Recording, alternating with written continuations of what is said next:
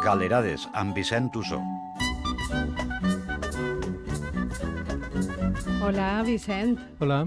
Avui apostem pel diàleg, perquè com en els pròxims dies hi ha moltes reunions familiars, converses, no? Anem preparant-nos? En efecte, i avui parlarem de com fer que els diàlegs siguin fluïds i interessants, i si els nostres oients volen posar-ho en pràctica tindran uns sopars la mar d'amens. Ai, molt bé, molt bé. Entretinguts. Hi ha narracions, com sabem, que no tenen diàlegs, però la gran majoria de narracions sí que en tenen, i és no sols això, sinó una ferramenta habitual i molt efectiva.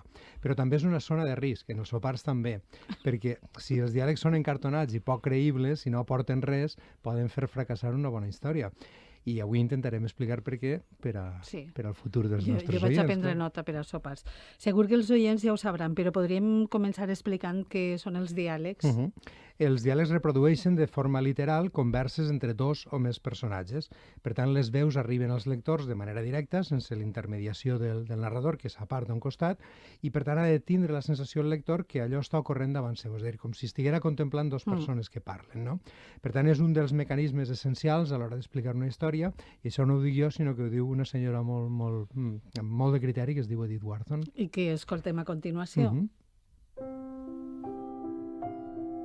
L'ús del diàleg en la ficció sembla ser una de les poques coses sobre les quals es pot donar una regla ben definida. Ha de reservar-se als moments culminants i veure's com aquesta esquitxada que alça al trencar una gran onada que es corba cap a qui l'observa des de la vora. Aquest moment en el qual l'onada narrativa s'eleva i es trenca, el guspireig dels esquitxos i fins i tot la imatge material de la mateixa pàgina dividida en paràgrafs curts i regulars ens permetran reforçar el contrast que existeix entre els moments de clímax i els intervals narratius que llisquen amb suavitat. Que bonic això de l'onada narrativa s'eleva i es trenca, és que no? Edith Wharton escriu molt bé. És bastant desconeguda, però és una grandíssima escriptora. El fragment pertany a Escriure ficció, que és un llibre on ella reflexiona sobre tècniques literàries, etc. I té molta raó quan diu que els diàlegs són un moment àlgid de qualsevol relat, perquè el contrari, és a dir, els diàlegs intrascendents fan que el lector se senta decebut. Intentarem ara després explicar, perquè de fet és possible que el lector tolere un fragment en què el narrador no estiga massa lluït, és a dir, que l'avorrisca una mica, però en canvi tolerarà molt malament uns diàlegs que no li aporten res, que no tinguen sal o que no facin avançar la trama, en definitiva. Així que diguem que l'arma del diàleg s'ha de saber usar, no? No usar-la impunement. Com seria un bon diàleg? El diàleg necessita sobretot destacar, és a dir, ha de ser més contundent que el discurs del narrador, perquè clar, si no, per què hem d'apartar al narrador per a deixar parlar uns altres, no? Per tant, per aconseguir-ho, ha de prescindir d'elements superficials, ha d'estar molt més condensat, en menys paraules, però al mateix temps ha de resultar fluid, natural i creïble. És molt important el vocabulari, que ha de recordar l'oralitat, els diàlegs sempre són orals, no? I a més, ha de sonar espontani i ajustat al context i als parlants, no parla tot el món de la mateixa manera.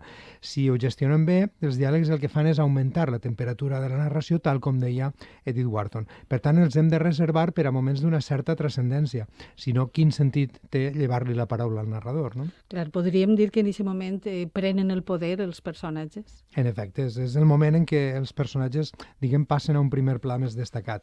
I, de fet, és el moment en què la presència del narrador queda més limitada, no? Perquè els personatges ens parlen directament.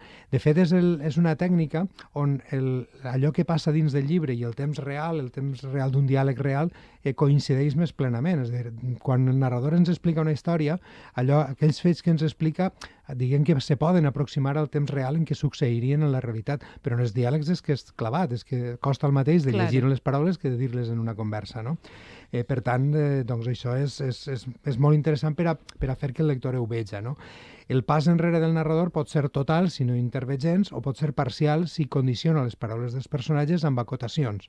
Les acotacions solen anar entre guions, encara que n'hi ha moltes fórmules, enmig o al final dels parlaments, i la seva funció primordial és assenyalar reaccions, gestos o accions que ocorren al mateix temps que s'està produint el diàleg, no? I que no es desprenen d'allò de les paraules dels personatges, clar. De la conversa, diguem. Si no té sentit que introduïm informacions per explicar com és la casa que n'hi ha a la vora, no? Perquè el diàleg necessita ritme i totes les interrupcions, fins i tot les que són necessàries, l'interrompen d'alguna manera. Podem, si vols, escoltar un exemple i ho veurem molt clar. D'acord. L'hostal va fer una piscina. Jo m'hi vaig oposar amb totes les meues forces, però el govern civil ho va autoritzar. I el resultat, quin és? Dones que prenen el sol despullades a la vista de tothom. Amb banyador, suposo. Amb banyador o despullades, quina diferència hi ha? Has sentit parlar del biquini? Sí, és clar. És un escàndol. Ho ensenyen tot. No tenen respecte per res. Amb pantalons curts se'n va presentar una a missa. Suposo que era francesa, no ho sé. La vaig fer fora immediatament.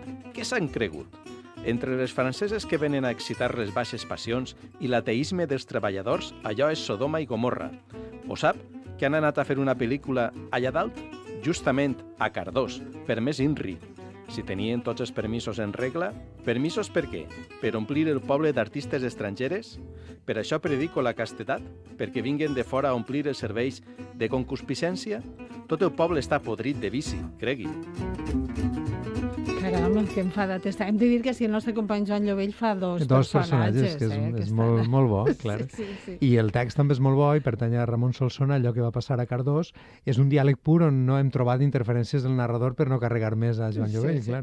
No, només dos personatges que parlen sense més. Sense més.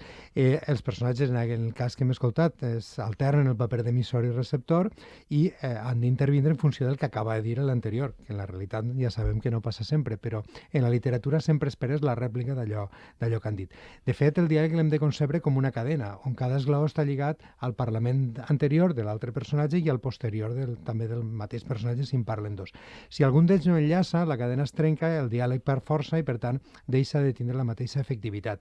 Però, a més, han d'estar relacionats amb els fets que explica el narrador, no podem descontextualitzar-los, no?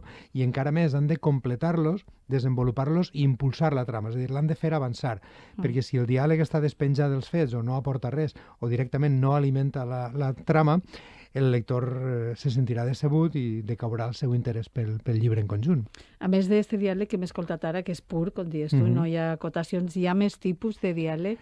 Sí, normalment són dos interlocutors amb les acotacions o no del narrador, però si només escoltem una veu, aleshores parlem d'estil directe unívoc. És a dir, l'altra veu també participa en la conversa, però està fora del nostre abast per la raó que siga. Imagina't, per exemple, un narrador testimoni que està explicant la història d'un tercer que parla per telèfon. Sí. Doncs el seu interlocutor... Tu escoltes només a una de les persones contestant. O pot ser directament que l'autor hagi decidit ometre el parlament d'una de les persones per alguna raó.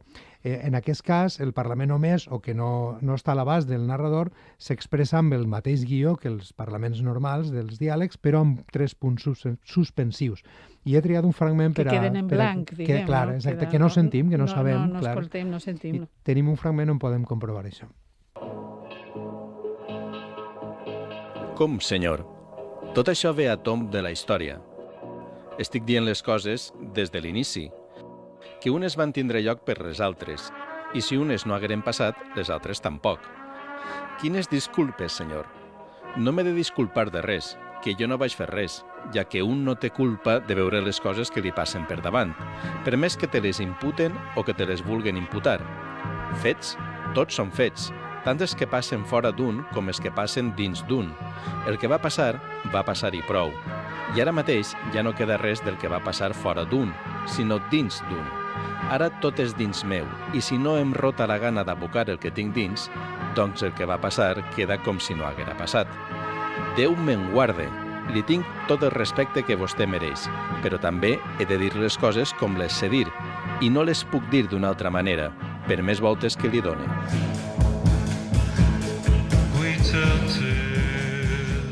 Caram, quina marxa. Sí, tant i tant.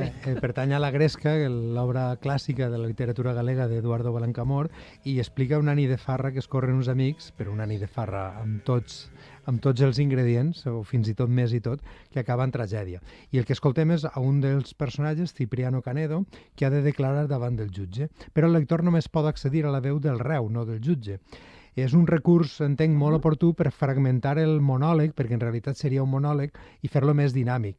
De fet, és més viu perquè les interpel·lacions de Canedo al jutge l'acaben de fer més viu i, a més perquè li evita al lector les paraules del jutge que probablement serien molt rutinàries, no? Serien diguem, paraules que no aportarien gran cosa a la trama. Molt tècniques, no? Clar, i entre això o fer un monòleg, doncs opta per aquesta estratègia curiós, no? que li dona més dinamisme. Sí, és curiós. No és que es diga per telèfon i no es diga el jutge, sinó que decideix ometre'l. Sí, però és per aconseguir un efecte més potent del diàleg, perquè si introduirem, diguem, allò que els anglesos diuen, preguntes de continuïtat per a mantenir viva la història, la conversa en aquest cas, però clar, allò no aporta un contingut real i els diàlegs han d'aportar contingut. Per tant, l'estratègia de Blancomor és absolutament genial perquè el que fa és donar-li tota la part de la que sí que en té d'importància i ometre aquella que no aporta res. No? Ja sabem moltes coses sobre els diàlegs.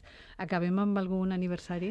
Sí, l'aniversari de Heinrich Böll, el Premi Nobel alemany, que va néixer a Colònia en 1917 i que va ser un dels principals escriptors de la postguerra europea.